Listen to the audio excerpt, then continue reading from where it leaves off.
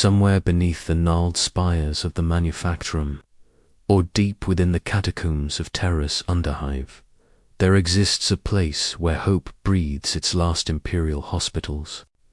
Behind rust-flecked doors and cracked vox grills, where coughing echoes over dripping corridors, life teeters on Prometheum rationed to the last drop. There, the wounded, the broken, the damned are carried past watchful servitor eyes, past flickering lumens that cast long shadows, past surgeons whose hands tremble as much as the dying. These are sanctuaries of suffering, where the smell of antiseptic masks nothing, and the prayers to the Astronomicon must compete with screams in the night. Few speak of what occurs once the pyrolyters have gone, once the medicus has turned away, once the Promethean flame has died. Tonight you will see what lies beneath the veneer of mercy, the impoverished marrow of compassion stretched thin, the servitors bound in unending labor, the secret despair that festers in sterile alcoves.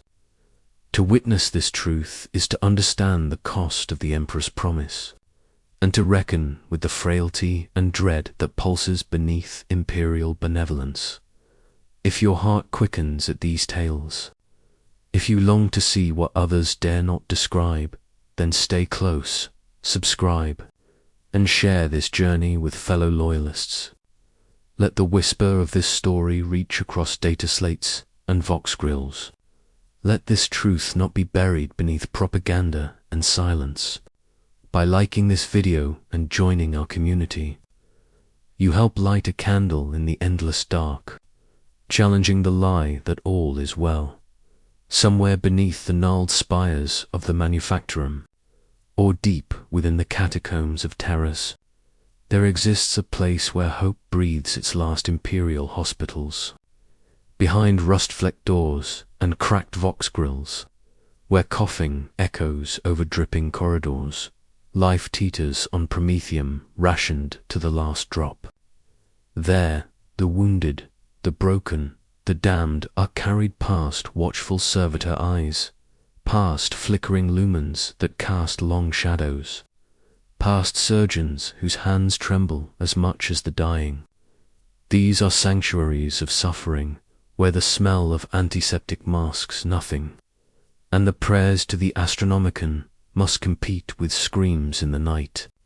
Few speak of what occurs once the pyrolyters have gone, once the medicus has turned away, once the Promethean flame has died. Tonight you will see what lies beneath the veneer of mercy, the impoverished marrow of compassion stretched thin, the servitors bound in unending labor, the secret despair that festers in sterile alcoves. To witness this truth is to understand the cost of the Emperor's promise, and to reckon with the frailty and dread that pulses beneath Imperial benevolence.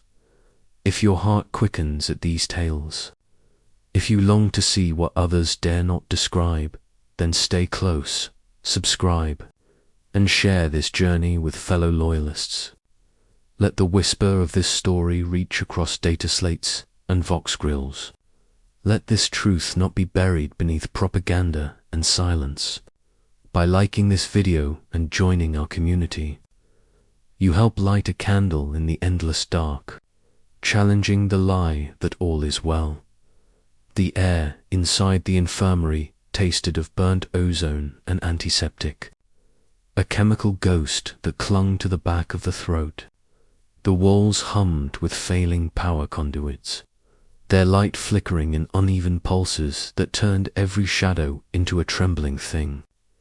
Through the cracked viewport, the convoy staggered in from the wastes beyond the manufacturing district transports draped in soot, armor panels bent inward like ribs crushed by a giant's hand.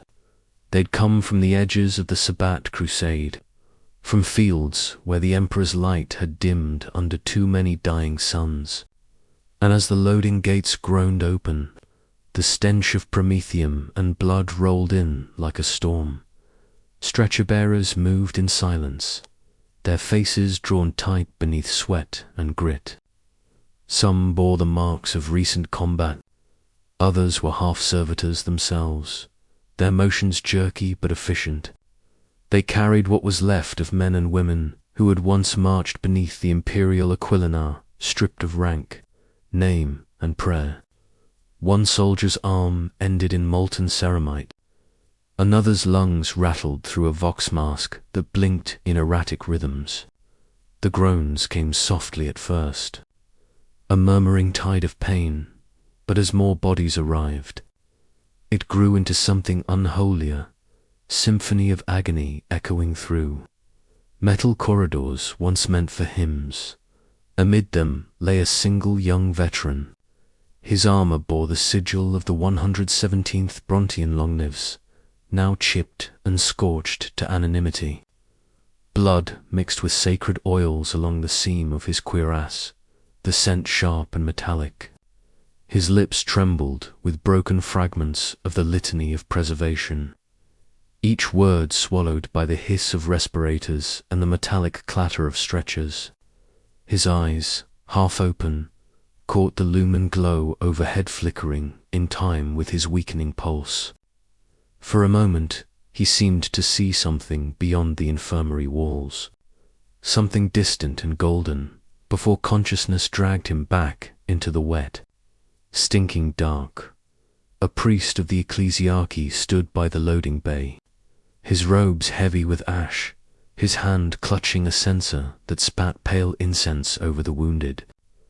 The words he spoke were meant to comfort, but they barely rose above the hum of failing generators. "The Emperor protects," he murmured again and again, his voice breaking like static through a vox grill. Perhaps he believed it. Perhaps not. The air trembled with the weight of his doubt. Inside the triage ward, Medicae servitors moved along rail-mounted tracks, their mechanical limbs sorting flesh from machine. They murmured in Binharic prayers, their surgical saws glinting under fading light. The scent of cauterized wounds mingled with the acrid sweetness of Each bed was already occupied, cots jammed side by side, leaving barely enough room for movement. A nurse human, eyes hollow and red-rimmed, paused over a dying guardsman whose chest barely lifted with breath. She whispered something soft, perhaps a name, before pressing a small imperial charm into his palm and moving on. There was no time to grieve. Not here. The young veteran's stretcher caught on a broken rail as they pushed him deeper into the ward. The jolt drew a soft moan from his throat, his eyes fluttering open to shapes that made no sense figures of metal and flesh. Candles flickering beneath the broken sigils of the Aquila, the rhythmic drip of fluid echoing somewhere far too near. He tried to speak, but his voice came out as a rasp lost beneath the electric hum. The stretcher-bearer, a woman with a scar running the length of her cheek, looked down and gave a small nod, as if to assure him that he was still among the living. But her eyes betrayed the truth. They passed beneath a shrine where a broken pict screen showed the Emperor's visage in static flashes. The machine spirit was failing, its image warped and trembling. Still, someone had placed candles at its base, each flame guttering in the stale air. The veteran's gaze lingered there as the light flared and dimmed, like the memory of something pure. At last, they reached the end of the hall. Every cot was taken. A servitor trundled forward, its voximeter grinding out an emotionless phrase. Capacity exceeded. Reassign, reassign. The nurse's shoulders sagged. She looked over the wounded once more, her jaw trembling, then silently gestured toward the corridor beyond. They would place him in the auxiliary wing, where the light didn't reach and the medicu rarely ventured. The doors opened with a mechanical hiss, revealing a passage washed in shadow. Beyond it lay silence, a kind of stillness that didn't belong in a place meant for healing. As they wheeled him through, the The lumens sputtered once more, then died completely. For a heartbeat, everything fell into darkness. Only the faint sound of breathing remained, and somewhere deep in the infirmary's belly, a machine began to whisper in binary prayer, as if the walls themselves mourned what humanity had become. The ward was a cathedral of exhaustion. Every lumen flickered like a dying candle, casting the Medicae's faces in ghostlight. The air recyclers had stuttered again, leaving the atmosphere thick with sweat, oil, and the metallic sting of blood. Somewhere deep in the manufacturing district, Promethium tanks burned each distant explosion rolling through the infirmary walls like thunder beneath a storm that would never end. Callista stood at her station, hands trembling as she sterilized a scalpel for the next procedure. The blade hissed as it met the cleanser, steam curling upward like incense before the Emperor's altar. Her eyes drifted to the cot beside her where a guardsman lay still, mouth slack, eyes open to nothing. She should have closed them. She'd done it 1,000 times before, but her hands refused to move. Maybe it was the exhaustion, or maybe she feared that if she touched him, his stillness would cling to her like contagion. Around her, the infirmary moved in a rhythm of despair. Medicae shouted for plasma, for pressure clamps, for anything still functioning. The servitors chanted their binary prayers as their source word, sparks lighting the air like fireflies from some cruel world. A junior adept recited a catechism over a wounded officer's chest, voice faltering as the monitor's tone rose into a flat hum. He didn't stop. He just spoke louder, as if faith alone could drown the sound of death. Callista turned, her gloves slick with blood and disinfectant. The copper temps coated her tongue even through the rebreather. Her stomach twisted, but she swallowed it back. She'd been here since dawn, if dawn still meant anything under the blackened skies of this world. She had seen men crawling through the doors, missing half their limbs, whispering prayers they didn't believe. She had seen children in tattered fatigues clutching at rosaries with fingers burned to the bone. And yet, the order always came the same. Save the ones who matter. The Vox grill above her crackled. Priority admittance. Officer-grade identification confirmed. Apply triage code, or S3. The words were automatic, devoid of emotion, spoken by someone who had long forgotten what mercy felt like. Callista looked across the ward at a man barely breathing, a commissar by his insignia. His scroll of commendation was still clutched in his unbroken hand, stained with blood but intact. The nurse beside him wept silently as she prepared the plasma line. Not him, Callista whispered to no one. Not again. But her words disappeared into the whine of the ventilators and the hum of machine spirits. Across the room, another servitor trundled by, its metal limbs dripping crimson. The hymn of the Mechanicus echoed through its voximeter, flat, unwavering, inhuman. Flesh is fallible, steel endures. The phrase looped, mechanical, precise. Callista hated it, because it was true. She turned back to the young veteran, the one who'd come in on the last convoy. His armor lay piled beside the cot, blackened and cracked, the sigil of the 117th Bronchian long knives, barely visible beneath the char. His eyes fluttered open, unfocused, pupils blown wide. They didn't make it, he rasped. All gone. Emperor's light, gone. His hand twitched, reaching for something invisible, a phantom weapon or a prayer half remembered. Callista leaned closer, brushing a strand of hair from his forehead. You're safe, she lied softly. You're on Imperial ground now. But his gaze slid past her, fixed on the ceiling as if he saw something she couldn't. They were singing, he whispered. Even when the fire came, even when his voice broke, the sentence dissolving into a tremor that rattled his chest. She wanted to tell him to rest, to save his strength. But the truth was, strength had no place here. Only survival did. Her hand hovered over the injector on the tremorphine or mercy. It would take just a moment, just a press of the thumb. No one would question it in the chaos. No one ever did. Her reflection wavered in the vial's surface, distorted by the trembling of her fingers. The smell of burning promethium seeped in through the vents again, sharper now, almost sweet. She imagined the flames outside, cleansing the dead cities, devouring the filth and failure of mankind. "Emperor, forgive me," she murmured, not sure which choice she was asking forgiveness for. The young soldier's breath hitched. A slow exhale followed a sound so soft it could have been mistaken for relief. Then came the tone, a long, flat, unwavering note that sliced through the room like a blade.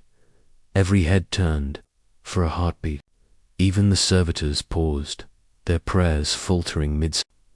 Callista's hand fell away from the injector.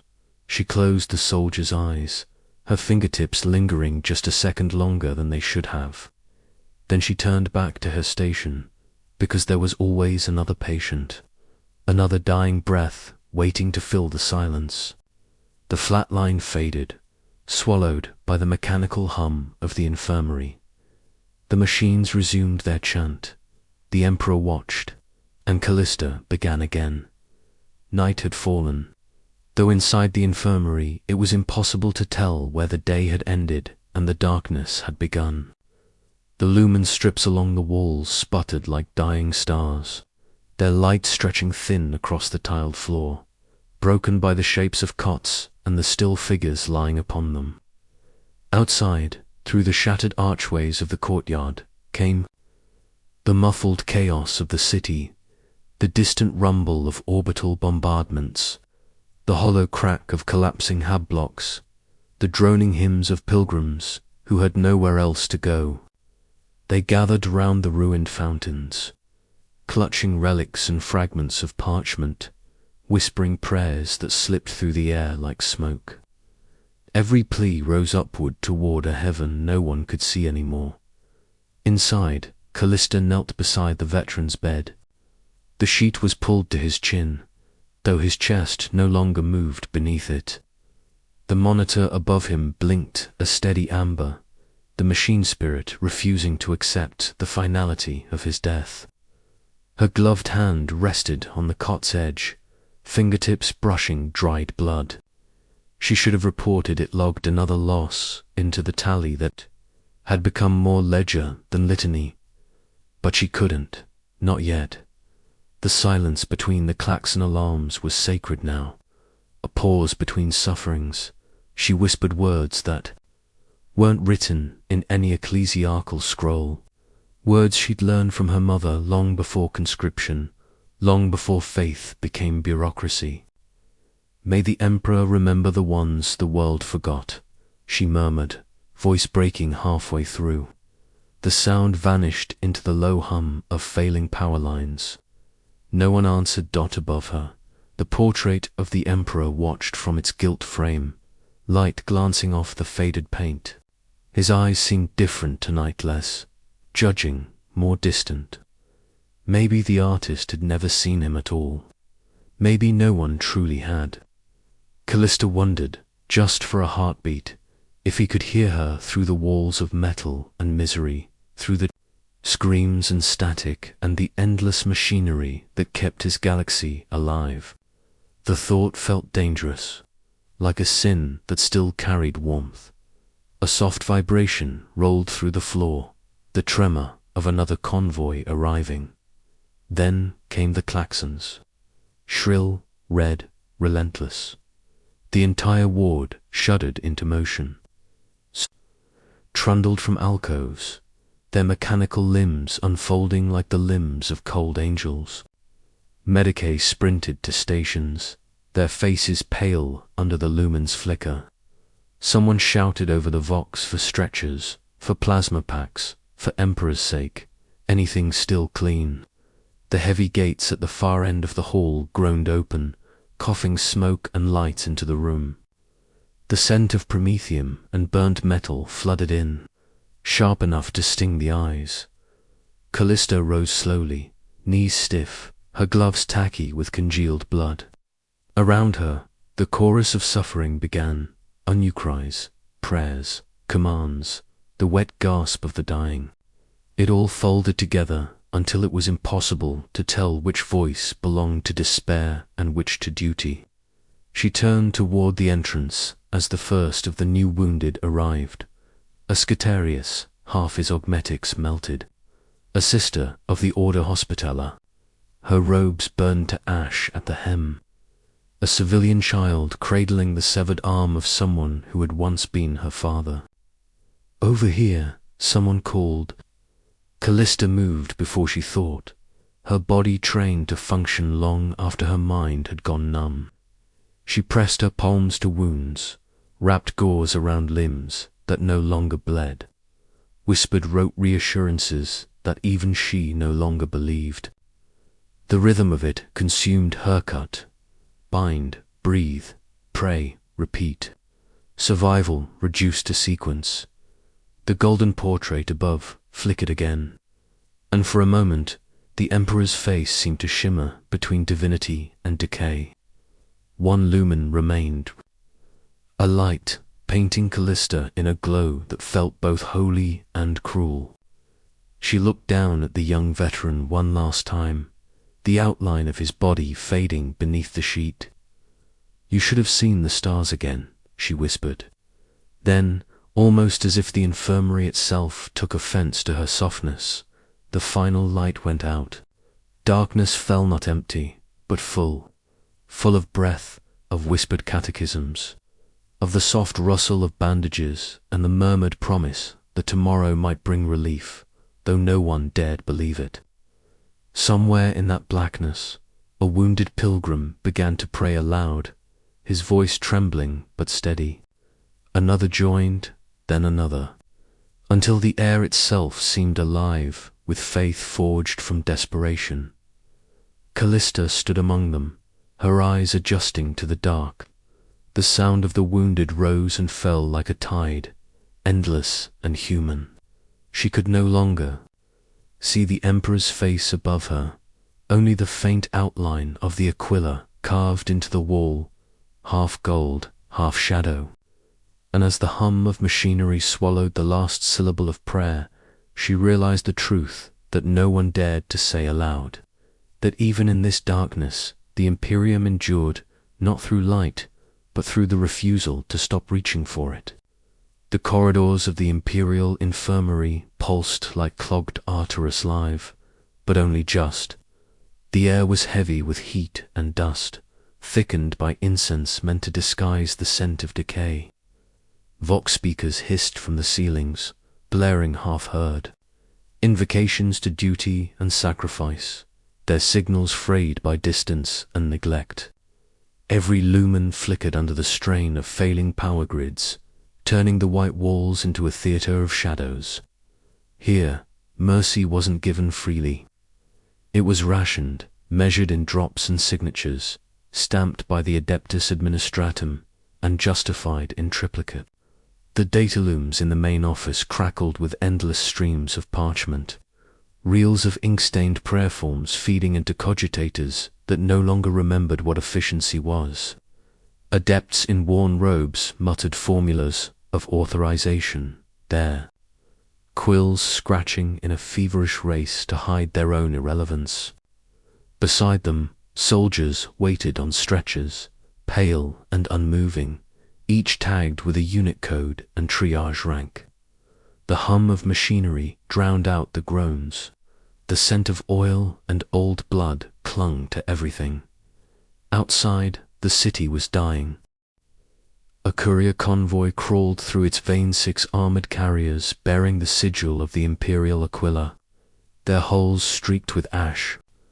The skies above burned a dull red, polluted by fires that hadn't been extinguished in weeks.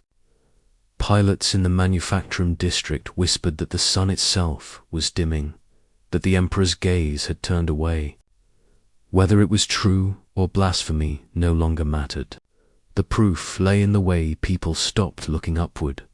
Inside the lead carrier, Commander Varen checked the manifest by lumen light, his breath fogging the inside of his rebreather mask. The parchment was smeared with grime, the ink fading where his glove had rubbed the seal. The cargo listed medical supplies, plasma packs, antiseptic injectors, a shipment of synth sutures, but Varan knew better. Half the crates were likely empty. The rest would be spoiled or redirected by some faceless bureaucrat before they reached the wards. It was a game of divine accounting, where suffering had a ledger and every life cost too much to save. Through the armored slit of the viewport, the road ahead looked like a wound. Manufacturing ruins stretched endlessly on either side, skeletal chimneys bleeding smoke into the starless sky. Servitors lined the intersections, their bodies fused with rusted control pylons, arms raised in permanent benediction as they guided what little traffic remained. Their hymns recorded centuries aglooped endlessly through damaged voxgrills, metallic voices chanting the same three words: "The Emperor sees." Varen had stopped believing that years ago. The convoy jolted as it crossed a crater filled with stagnant rainwater. A soldier at the rear groaned awake, clutching his abdomen where a dressing had soaked through. The medicae beside him whispered a catechism for comfort, though her eyes were empty of faith. Her voice wavered with exhaustion as she tried to keep the soldier conscious. "You'll reach the infirmary soon. Just stay awake. The Emperor's hand guides us." But outside, the only hands guiding them were mechanical traffic servitors turning on rusted axles, their photoreceptors dimmed by soot. One flickered, then froze in place, arm locked in perpetual salute. Another collapsed entirely, cables snapping, sparks igniting the puddles below. The convoy didn't stop. No one ever stopped for the dead machines anymore. The Vox crackled to life. Static first, then the clipped tone of an administratum clerk. Convoy 77C, reroute to secondary holding grid. Clearance delayed. Requisition request pending. The words echoed hollowly through the cabin. Varen stared at the Vox unit, jaw tightening. By whose order? He demanded, but the channel cut out before the question reached the other end. The convoy slowed. Engines idled. Outside, the ash fell thicker, coating the Aquila emblazoned on each crate. The symbol of the Imperium looked tarnished now, its wings dulled by soot. Varen knew the irony wasn't lost on his crew. They carried the image of divine perfection through a world drowning in its own imperfections. One of the adepts in the second carrier began to laugh. It was soft at first, then louder high, sharp, metallic. The sound carried over the Vox like the worry of broken gears. The others turned, uneasy, as he convulsed under the flickering lights. A seizure, they thought, and the laughter came again, warped, echoing from the servitors outside, from the Vox itself, from somewhere deep in the city's dying circuits. The convoy's engines roared to life again, pushing forward into the haze. The laughter faded, but its residue clung to the air, like oil on water. Varen didn't speak. He just looked once more at the manifest in his hands, the list of supplies that would never reach those who needed them, and folded it neatly back into his coat. Behind him, the adepts resumed their chants, the words merging with the rumble of treads and the hiss of static. Mercy through order, salvation through sacrifice, but even through the hum of the Vox and the grind of the convoy's gears, Varen could still hear it faint, distant, and horribly human.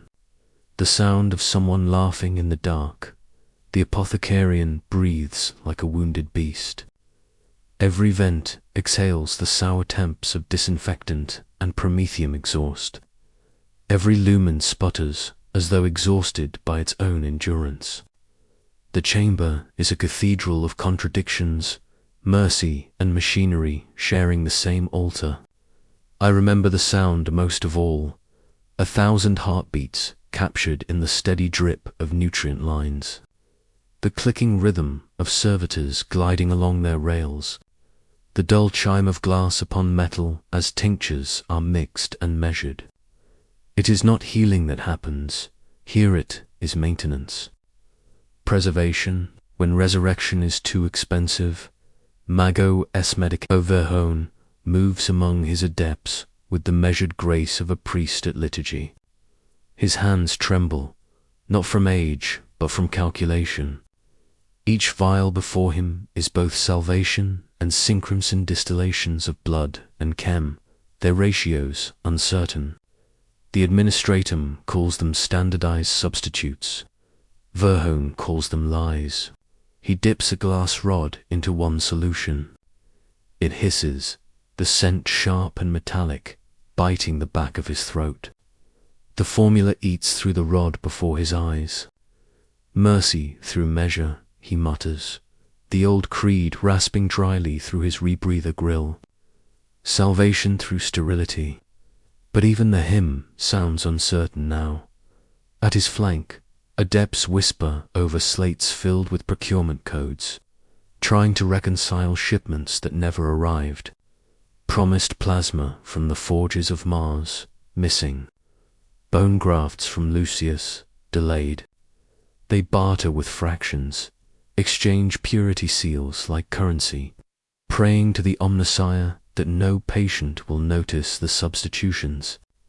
The apothecarian's song grows louder, the thrum of pumps, the low drone of the cogitator, banks cataloguing failures in real time. Verhone hears it like a dirge, like the machine spirit itself lamenting what it must keep alive.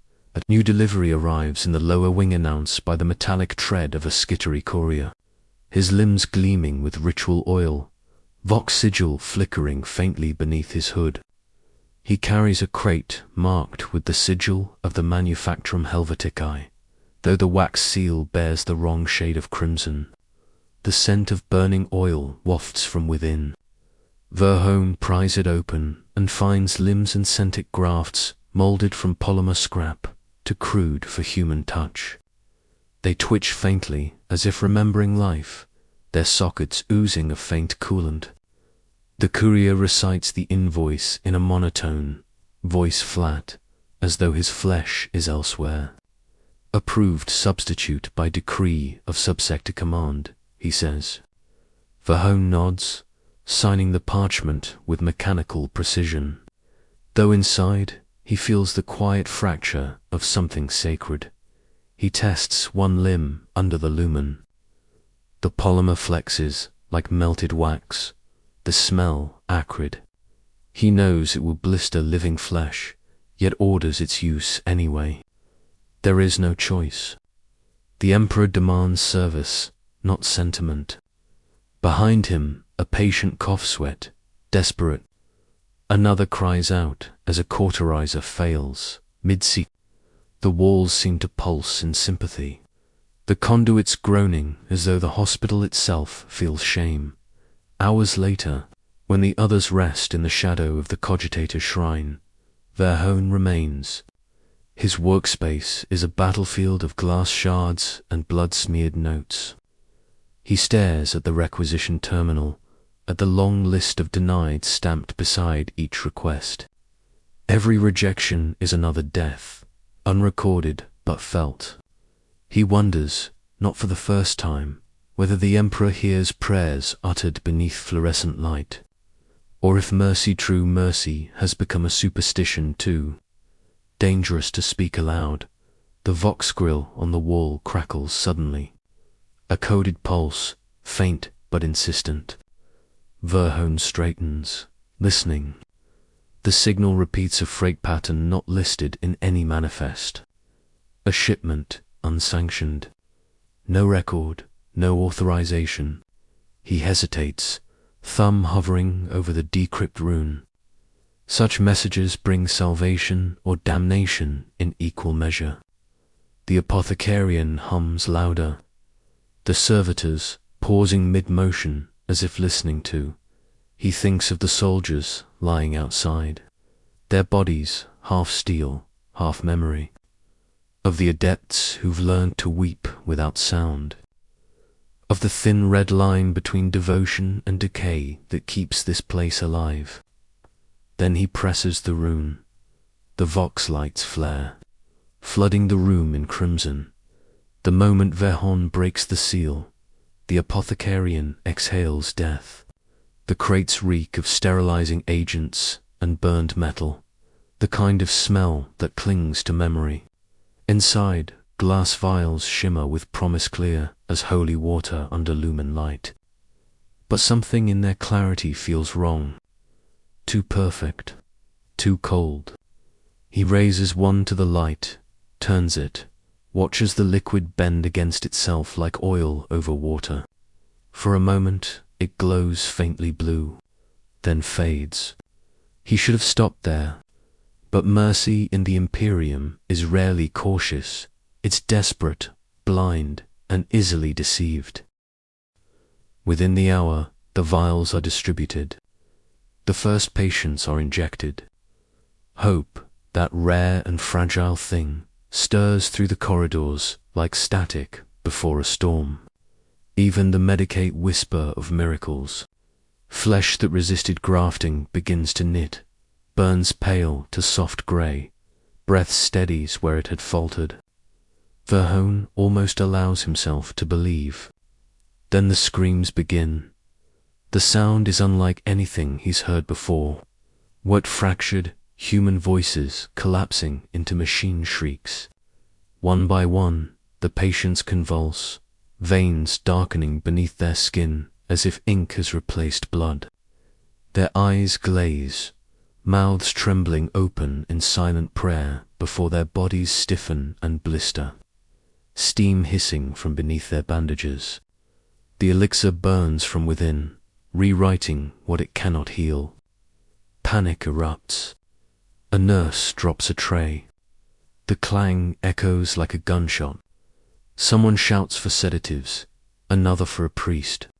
The air thickens with acrid smoke as flesh and polymer alike begin to melt under failing lumen heat. Verhone wades through the chaos, coat-catching embers, vox lines crackling above with endless orders. Containment protocols. Ward lockdowns. Isolate the infected. But the words mean nothing here. The contagion is not disease, it is betrayal. Across the ward, Callista appears, her face pale beneath the blood-specked mask. She shoves past a servitor, dragging corpses into incinerator bins, eyes burning with accusation. "You signed the manifest," she says. Her voice shakes, but her gaze does not. "You knew." "I didn't," Verhone answers, though the words feel hollow, stripped of meaning. He pulls a vial from his pocket, holds it out. The label has already begun to peel away. Beneath the Imperial Aquila is another mark crudely stamped, an imitation seal from an unknown manufactorum. The administratum had sent poison wrapped in parchment and prayer.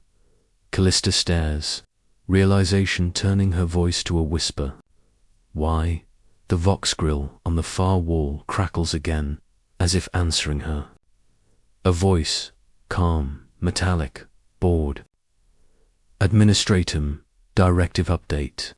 Faulty shipment confirmed. Disposal is more cost-efficient than correction. Continue standard operation. The words fall like scripture from a dying god. For a heartbeat, no one moves. Then the world breaks open. Monitors explode under voltage surge. The Medicaid ward shudders, its ceiling raining dust and broken glass. Someone begins to laugh, hysterical, high-pitched, maybe from terror, maybe from revelation. Servitors march through the smoke, expressionless, their vox voices reciting litanies of reclamation as they gather the dead. The flesh is temporary. The machine endures. Verhone staggers backward, his knees finding the cold tile. Around him, the apothecarian, the heart of mercy, the shrine of healing has become a pyre. He looks up through the haze at the wall above the doors, where the Imperial Aquila spreads its wings across soot and ruin. A crack runs clean through its center, splitting it in two. For the first time in his long service, Verhone does not pray. He confesses. Quietly, "We called it mercy," he says. But it was only maintenance. Callista stands frozen, her face half-lit by the failing lumen. "Then what do we do now?" she asks, but he has no answer. Only the hum remains, the endless rhythm of the machine continuing its work. Indifferent to suffering, untouched by the meaning of it, when the lights die completely. The last thing Verhone hears is the sound of servitors' footsteps, marching down the corridor, steady, measured, eternal. The machine still turns. The hum of the conduits has changed. Callista feels it first, more than hears Italo. Uneven vibration running through the walls, like the heartbeat of something enormous beginning to fail. The lumen strips overhead pulse with dull, uneven light, bathing the infirmary in a sickly amber glow. Every flicker makes the shadows lurch like living things. The air is heavy, saturated with the copper scent of blood and disinfectant. Even the servitors seem slower now, their movements dragging, gears grinding under invisible strain. The hospital feels tired, not just worn, but truly exhausted, as if the building itself has grown weary of mercy. Callista presses her fingers to the bridge of her nose, forcing herself to focus on the data slate clutched in her other hand. The slate's glow trembles, lines of patient records scrolling in uneven rhythm. Status declined, expired. The words blur into one continuous elegy. Around her, the other medicate work, in silence, eyes sunken, mouths tight. One of them, a young orderly from the lower haps, collapses against the wall mid-suture, muttering a half-prayer before fainting. Callista doesn't move to help. There's no point. They're all beyond the reach of rest now. The Vox grill above the ward crackles intermittently, spitting out fragments of reports from the upper level's reactor strain, flickering Auspex readings, interference with the Astronomicon relays. Each burst of static feels like a warning whispered through the machine itself. No one dares mention it, but the rumor moves faster than truth ever could. Someone claims the Golden Throne has gone dim. Another swears a custodian was seen kneeling in the Hall of Presence, weeping beneath the Emperor's statue. It's heresy to even imagine such things. But exhaustion makes heretics of everyone. The scent of incense from the adjoining chapel mingles with the acrid temps of coolant leaking from the wall vents.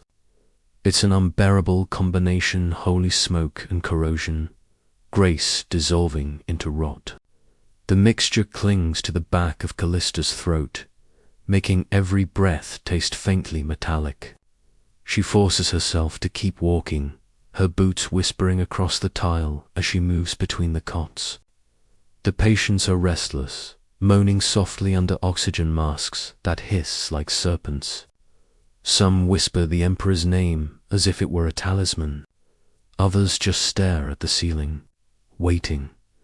A child sits up as she passes a boy no older than 10, his skin grey under the lumen glow. His eyes follow her, wide, alert. "Is it true?" he asks softly. His voice cuts through the hum like a knife. They say the Emperor's light is going out. Callista freezes, every muscle tightening. For a moment, she can't bring herself to speak. Around them, the air feels heavier, as though the walls themselves are listening. She kneels beside his cot, forcing a smile that doesn't reach her eyes. The Emperor does not fade, she whispers, though her voice trembles. His light burns eternal, even when we cannot see it. The boy nods slowly, but his gaze shifts upward to the ceiling, where the lumen strips continue to flicker. Then why is it getting darker? He asks. The question hangs there, fragile and poisonous. Callista opens her mouth to answer, but the words die in her throat. Because faith alone cannot power a reactor. Because belief cannot hold back entropy. Because maybe the light was never meant to last forever. The hum deepens. Somewhere distant, a siren wails once, then dies. The last lumen bulb above them flares to life, shining brilliant gold for a single, impossible moment. Then it bursts. Glass rains down in tiny shards, glinting like false stars as they fall into blood and bandages. The room plunges into absolute darkness. There's a heartbeat of silence. Then a single sound, soft, trembling, breaks it. The same child's voice, barely a whisper now. Has the Emperor turned away? No one answers. The silence stretches, long and unbearable. In it, Callista can hear the faint ticking of cooling metal, the rasp of her own breath, and the distant rumble of something collapsing deep within the hospital structure. Somewhere in that unseen depth, the power conduits groan, then fall still. The machine sleeps, the last light dies, the chapel's air hangs thick with incense and decay. Smoke curls lazily from censers swinging on frayed chains, its sweetness masking the sour rot of stagnant blood and disinfectant. The candles sputter in uneven rhythm, their wax pooling like tears beneath the cracked icons of saints long forgotten. The once holy silence of the sanctum has turned heavy, oppressive a silence that does not soothe but suffers. Father Aurelian kneels before the corroded altar, his lips moving through the familiar cadence of the litanies of perseverance, though each syllable trembles with doubt. The aquila above him glints faintly, one wing dulled by grime. It seems to him that even the Emperor's sigil has grown tired of being worshipped. Callista enters quietly, the door's hinges giving a soft, metallic sigh. Her medicate robes are streaked with blood, some of it human, some of it unidentifiable. The faint glow of lumen dust clings to her collar, casting a ghostly halo that mocks the idea of sanctity. She pushes a gurney before her, its single lumen flickering over the hollow face of a dying sight. The woman's eyes are milk-white, her breathing shallow, every exhale carrying the faint scent of ozone and burnt metal. Callista's voice breaks the still air like a blade. She asked for you. Aurelian turns. For a heartbeat, he sees not the psyche but the symbol she represents, a fragment of the Emperor's chosen, unraveling. He approaches, his prayer book still open in one trembling hand. The psyche's head tilts toward the sound of his steps, her lips forming words that barely rise above a whisper. Not salvation, she gasps. Silence, please. Make it stop. Her voice carries the weight of 1,000 dying thoughts, the psychic static humming faintly around her skull like a wasp trapped beneath glass. Aurelian hesitates. To deny the dying is sin, but to grant her wish would mean acknowledging that mercy, in this place, has become blasphemy. Outside, through the chapel's cracked stained glass, the sound of chaos bleeds in from the wards. Arguments rise and fall, voices demanding more inhibitors, more anesthetics, more of what no longer exists. A Medicaid officer shouts over a Vox link that the supply records are wrong again. Another insists they must falsify the logs to preserve morale. Every voice sounds distant, distorted, as though coming from another world entirely. Callista closes her eyes, her hands tightening on the gurney's rails. "They're rewriting the ledgers again," she murmurs. "If no one's dying on record, then we're still winning, aren't we?" Aurelian does not answer. His eyes remain fixed on the Psyker. He begins the benediction of the last breath, his tones soft but hollow, as though reading from memory rather than conviction. The words taste bitter now.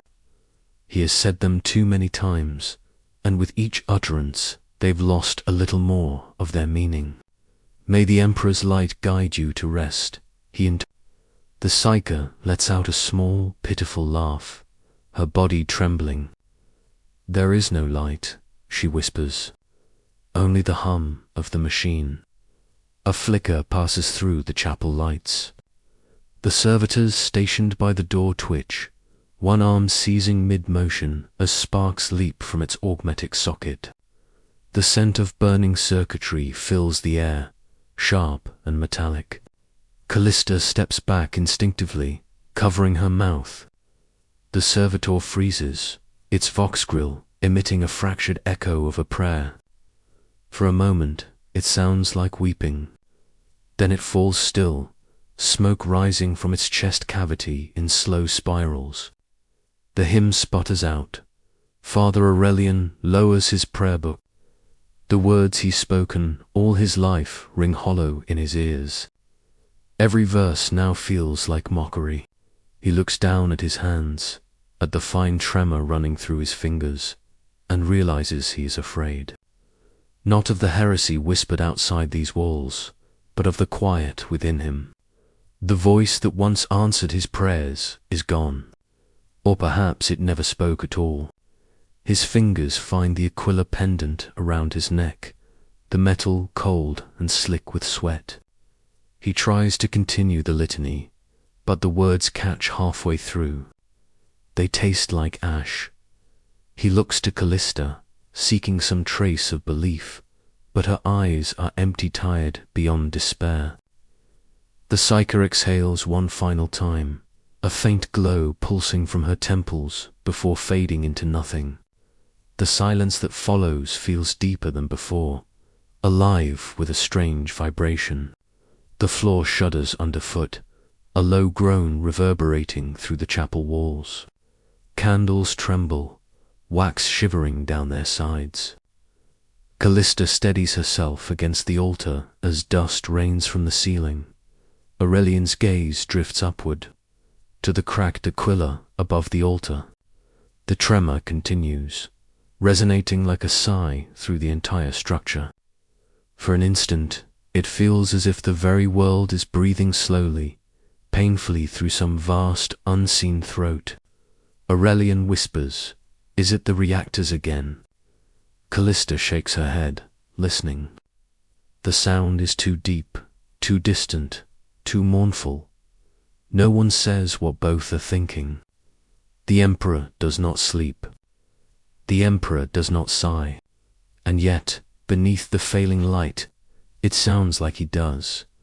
The world beyond the fever wards had gone strangely still, as though Terra itself were holding its breath. Callista could feel that quiet in her bones, a pressure, a weight that pressed down on her chest more heavily than any armor. The air smelled of disinfectant and rust, but beneath it was something older, the scent of decay that lingered when faith began to die. She moved between the cots, the weak lumens above her guttering in dull amber, her shadow flickering over faces, too young, too scarred, too afraid. The child's breathing was shallow now, that thin, fragile rhythm like a candle struggling against the wind. Her lips were cracked, her hair stuck to her temples, and when her eyes opened, they did not seem to see this world any more. Callista took her hand, smaller than her palm, and hummed the tune that had come to her unbidden, something from her own childhood long forgotten. No words, just the sound, trembling, breaking. It filled the silence better than the prayers ever had. Across the corridor, Father Aurelian's footsteps echoed softly, unevenly, like a man walking through the ruins of something sacred. His robes were torn, stained with wax and soot. The chapel, once radiant with incense and the steady glow of faith, now stood like a mausoleum of broken light. Candles burned down to nubs, some toppled and left to melt into the cracks of the altar. The great aquila above the pulpit had lost one of its wings, shattered when the ceiling tremor cracked the stone. Aurelian did not look at it. He moved slowly from flame to flame, snuffing each one between his fingers. With every extinguished light, the shadows deepened, as if the darkness had been waiting, patient and eager for permission to return. The psyche lay on the last cot near the wall, her skin pale as parchment. Her mind, once ablaze with the Emperor's touch, now flickered like a fading echo. She whispered nonsense prayers, fragments of old catechisms that had lost their meaning. Aurelian knelt beside her, his hands trembling as he reached for the candle beside her head. He hesitated. For a moment, he thought he heard something. Not her voice, but something behind it. The hum of the planet, the deep throb of machinery beneath the stone, the tired sigh of the golden throne itself. Or maybe it was only his imagination, shaped by exhaustion and despair. He placed the candle by her side and whispered, "Perhaps mercy is silence." Then he let the last light die. The darkness didn't rush in, it crept, soft and deliberate, folding around the chapel like a shroud. Aurelian stayed there, unmoving, listening to the sound of his own breathing. Somewhere in the distance, the bombardments rolled again, deep and low, like thunder from the heart of the planet. The sound reverberated through the walls, through the bones, through the soul. It reminded him of a heartbeat slowing down. Callista flinched as the tremor reached the ward. Dust fell from the ceiling vents, drifting across the faint beams of the lumen strips. She turned her gaze upward. For a fleeting second, she thought she saw light beyond the smog. Starlight, maybe. But then it shifted, orange and alive, and she realized it was fire reflecting off the low-hanging ash clouds. Somewhere, another hablock had fallen. She could almost taste the promethium smoke in the air. Behind her, the child stirred. Callista pressed her hand gently to the girl's chest, the faint rise and fall slowing with every breath. She wanted to pray, to beg, to demand some sign that the Emperor still watched. But all that came was the sound of the girl's last exhale, soft and complete. Callista stayed like that for a long time, her hand unmoving, her tears falling silently onto the sheets. When she finally rose, she covered the child's face with a clean cloth.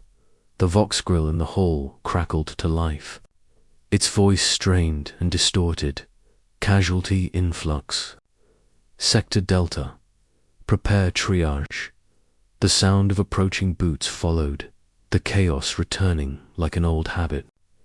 Medicae shouted orders, gurneys screeched against metal floors, and somewhere deep below, the generators tried to awaken once more. Callista wiped her eyes and turned toward the door. Her reflection glimmered briefly in a cracked steel panel, a ghost in stained robes, tired eyes beneath flickering light. "We still serve," she whispered. The words didn't feel like faith anymore, but defiance. And maybe that was enough.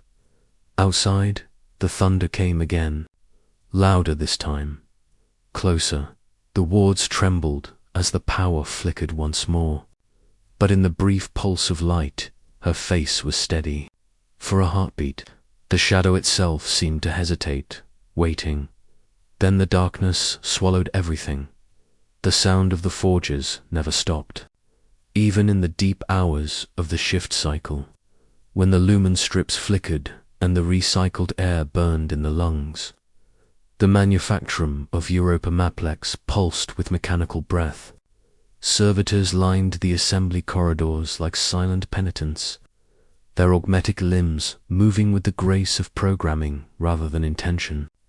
Each hammer fall, each hiss of molten alloy, was a hymn to productivity of faith built not on prayer but on the rhythm of obedience.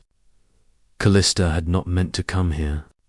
The wards above were silent now, their patients scattered or gone, and she followed the sound of movement, of life for what passed for it. The air was heavy with promethium exhaust, the Thames of burning metal and wet insulation coating her tongue. Her robe clung to her skin, damp from the heat that radiated off the machinery. Every sound carried a strange weight here, bouncing off the vaulted walls that stretched higher than any chapel. She passed through the shadows of half-assembled tanks, their armor plates still raw, their forms skeletal and unfinished. Somewhere deep in the machinery, a voxim played through distorted speakers a devotional chant to the Omnisager, words twisted by static until only fragments remained. Blessed be the function, sanctified be the floor. Workers moved like ghosts between the conveyors, their faces smeared with soot and fear. None looked directly at her, though some whispered when she passed. It wasn't her robes they had seen ecclesiarchy agents before, but something else. Something in her eyes, perhaps, or the way she moved through this place like she didn't belong. A man with a half-burned rebreather caught her sleeve as she passed. His grip trembled. "They're taking them," he rasped. "Not to the morgue, below." "Below?" she echoed, but his gaze had already darted toward the ceiling.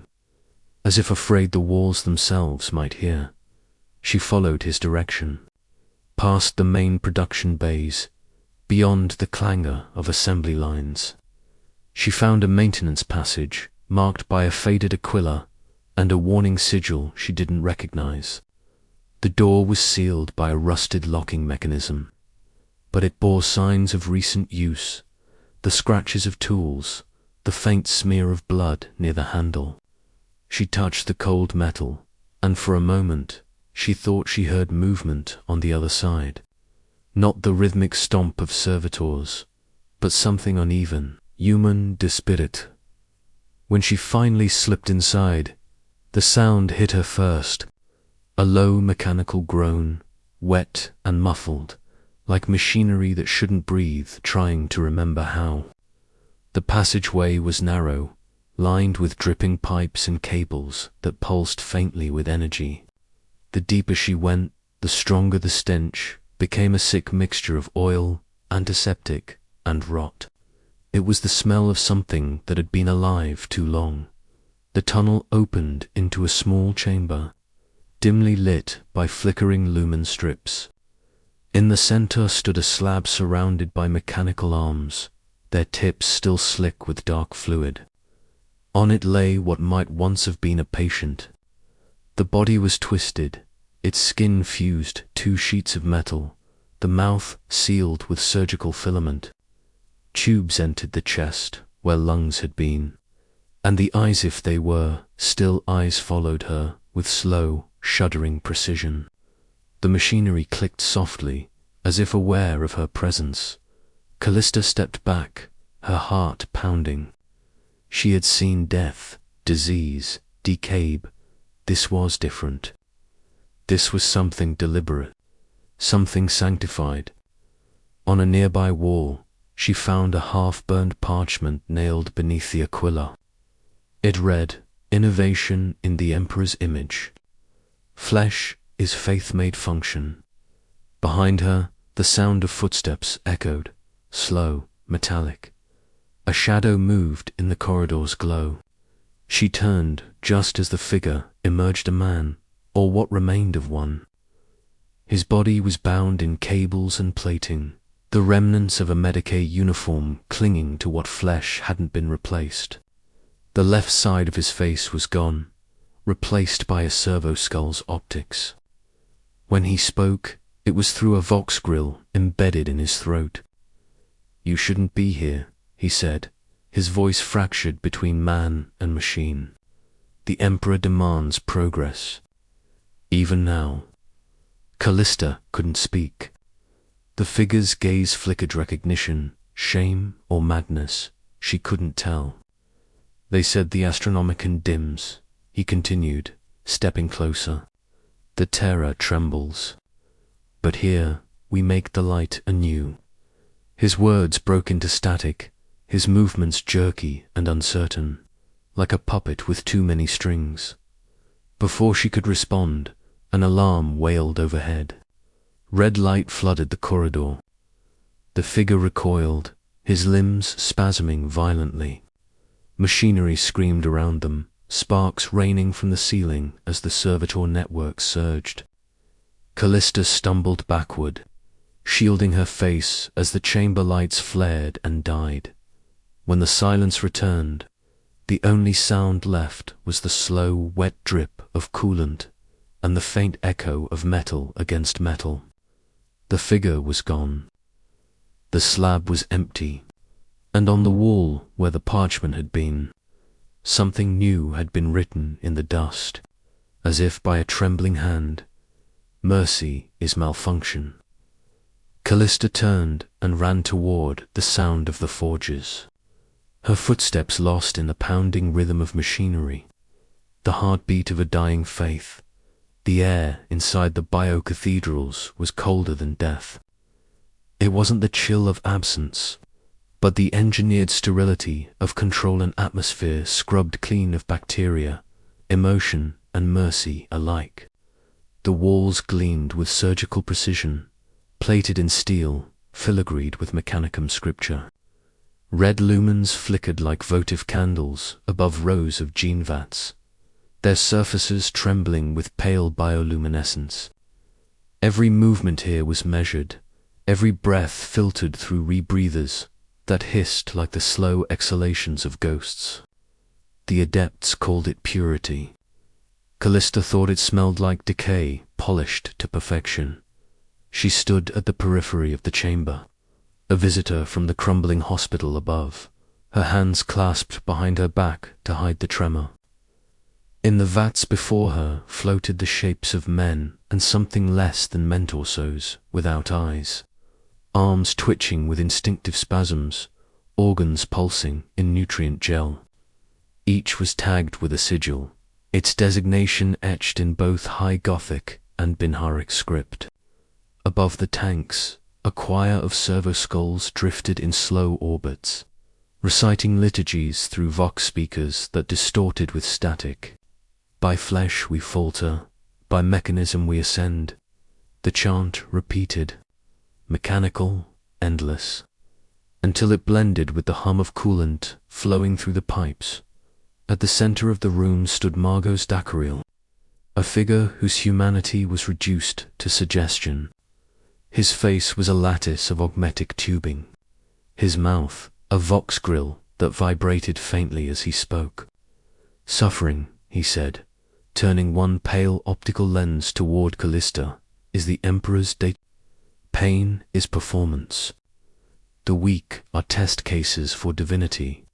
His mechadendrites writhed behind him, stirring the scent of incense and machine oil. He spoke without malice, but without warmth either. Every word was weighed, measured, stripped of empathy.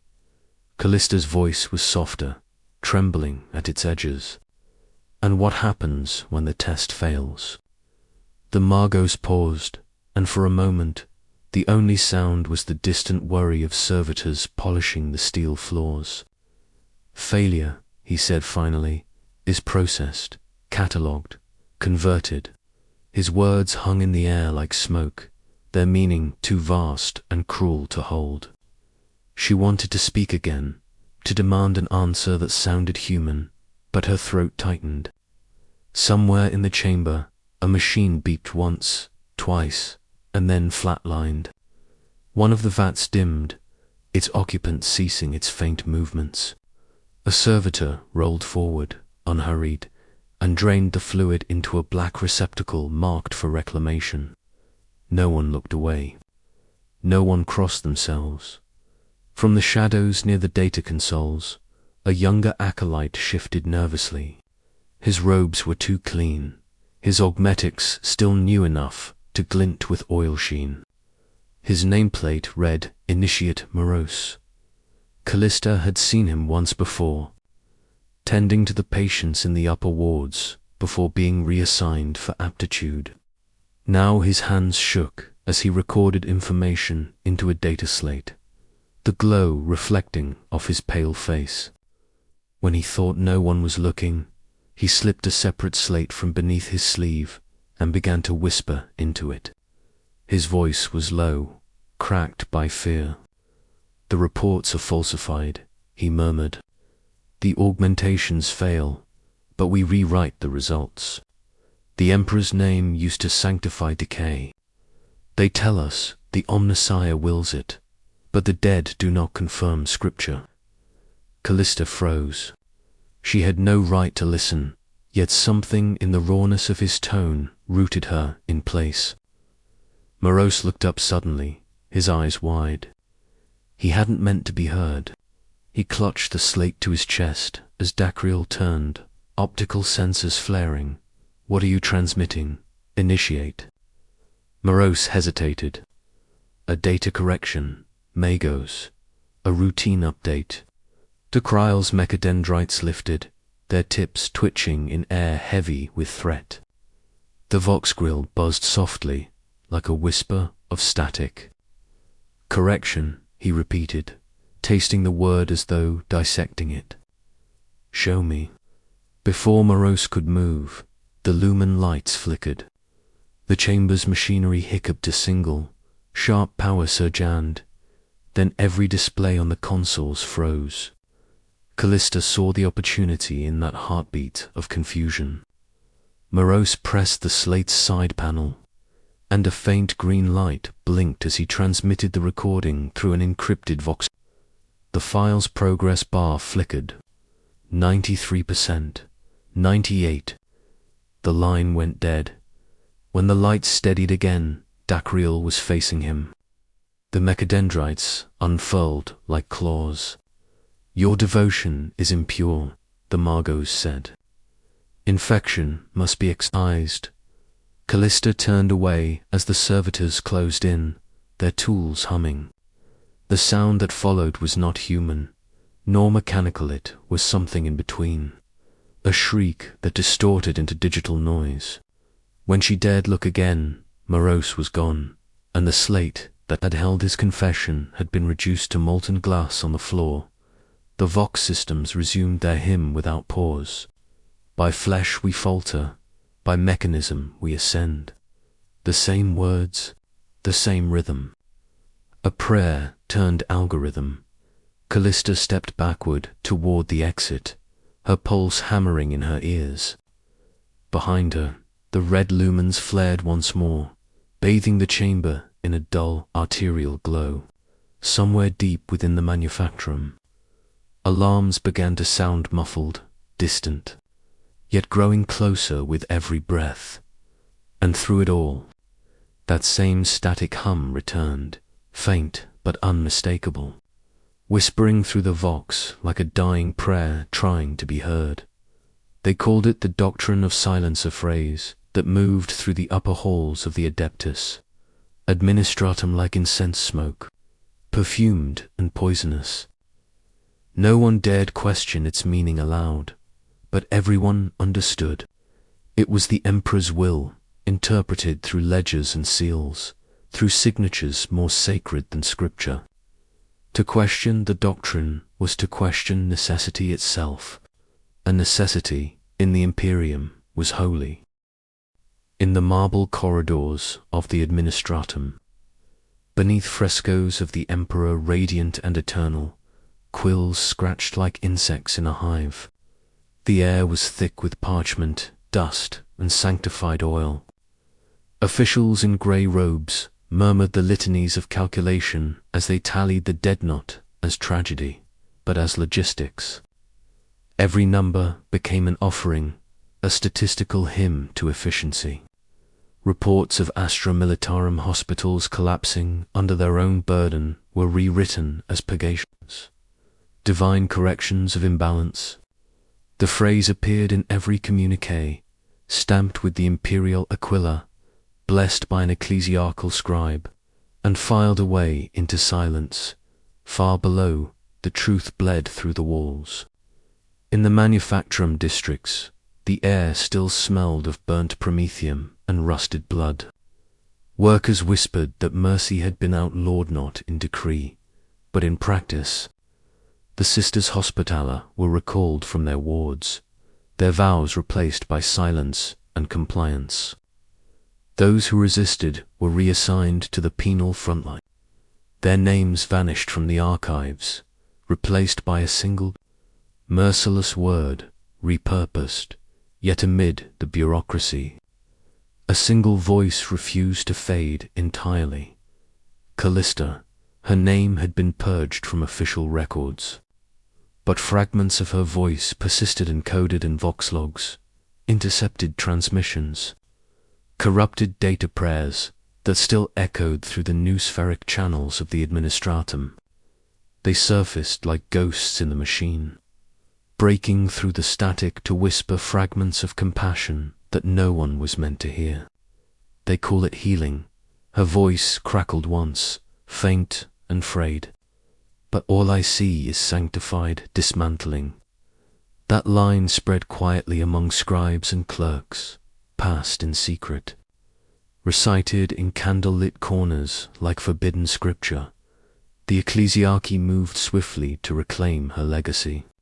Sermons began invoking her as a martyr of obedience, a saint whose suffering proved the emperor's mercy through endurance. Her true words were rewritten, her tone softened, her meaning inverted. Statues appeared bearing her likeness, stern, unyielding, perfect. In the plazas of Terra, pilgrims knelt before her image, never knowing the woman had once pleaded for the sanctity of pain, not its exploitation. Callista had become a tool, a doctrine draped in flesh. I walked those halls once, on assignment for the Vox Medica archives, and I remember how cold the light felt beneath the gilded ceilings. Even the torches seemed to burn without warmth. I saw the administratum's clerks reciting the benediction of efficiency, their lips moving in precise unison, their eyes hollow. Somewhere far above us, the Astronomicon still flared across the void, its light guiding a million vessels. But to those of us on Terra, it had grown thin like the reflection of a dying star glimpsed through glass thick with dust. There were rumors, of course. Whispers that the Mechanicum's biocathedrals were preparing something vast an operation, not of healing, but of rebirth through circuitry. Some claimed the Emperor himself had decreed a purge, that humanity must be reforged in steel to survive the next millennium. Others dismissed it as heresy. Yet, in the silence between transmissions, I sometimes thought I could hear the faint echo of machinery beneath the prayers, a rhythm too precise to be coincidence, too deliberate to be dismissed. By the time the first alarms began to sound across the southern sectors, most of the ledgers had already been closed. The numbers were tallied, the victims sanctified by omission, and as the voxcasters hummed their endless liturgies of obedience, a new phrase began to circulate, whispered with reverence and fear alike. Mercy is a design flaw. I didn't understand it at first. But as the lights flickered across the administratum spires, and the hymns gave way to the grinding hum of machines deep below, I began to Terra itself was being held together, not by faith alone, but by a bureaucracy so vast it mistook silence for sanctity. The planet felt alive yet dying, a wounded god sustained by paperwork and denial. Somewhere far beneath the cathedrals and manufactorums, beneath the archives and sanctums, the machines kept singing. Their voices rose in perfect binary harmony, cold, devout, eternal. The doctrine of silence had succeeded, and the song of the Imperium continued, unbroken, unanswered.